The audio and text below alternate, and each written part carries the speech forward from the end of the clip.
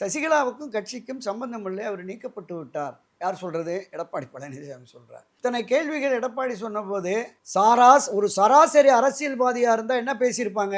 சரிக்கு சமமா நின்று பேசியிருப்பாங்க. சிலுவம்பாளையத்தில் பிறந்த எடப்பாடி பழனிசாமியை உன்னதான நான் முதலமைச்சர் ஆக்குனேன், என் காலில் விழுந்து முதலமைச்சரான நீ என்ன பார்த்து அதிமுக என்னடா சம்பந்தம்னு கேட்குற அப்படின்னு கேட்பாங்கல்ல. நான் சொல்கிறது சராசரி அரசியல்வாதிகள். அதிலிருந்து மாறுபட்டவராக சசிகலாவை பார்க்குறேன். எந்த எதிர்வினை ஆற்றலை. நேற்றுக்கு கூட பேர் சொல்லவே எனக்கு சங்கோஷமாக இருக்குது, நான் பேர் சொல்லக்கூட முடியலை அப்படிங்கிறாங்க.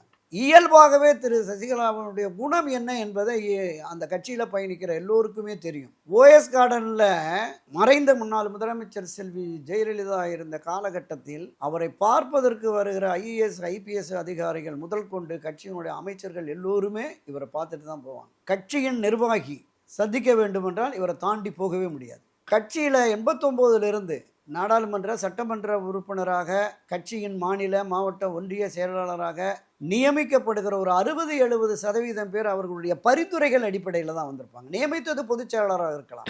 அந்த காலகட்டத்திலிருந்து தேர்தல் கூட்டணி அதிமுகவோடு கூட்டணி பேச்சுவார்த்தை நடக்கும்ல.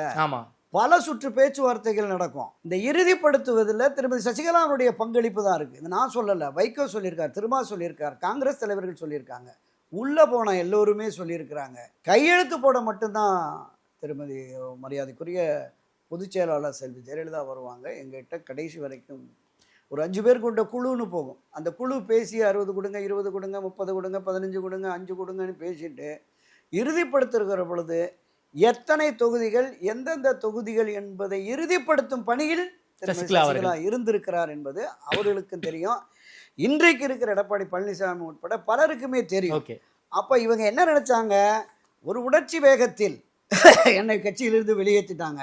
எல்லோரும் மீண்டும் அந்த நிலைப்பாட்டுக்கு, எந்த நிலைப்பாட்டுக்கு 2017 போய் ஆட்சியும் கட்சியும் நீங்கள் வழி நடத்துங்கம்மான்னு சொன்னாங்கல்ல, அந்த நிலைப்பாட்டுக்கு மீண்டும் இவர்கள் வருவார்கள் என்று 4 ஆண்டுகளாக நம்பி காத்திருந்து இன்றைக்கு அது இல்லை என்றவுடனே நான் யார் என்பதை என் துரோகிகளுக்கு காட்ட வேண்டும், எதிரிகளுக்கு காட்ட வேண்டும். ஆமா, துரோகிகளுக்கும் காட்டணும், எதிரிகளுக்கும் காட்டணும் அப்படிங்கிற மாதிரி களம் இறங்கி இருக்கிறாங்க.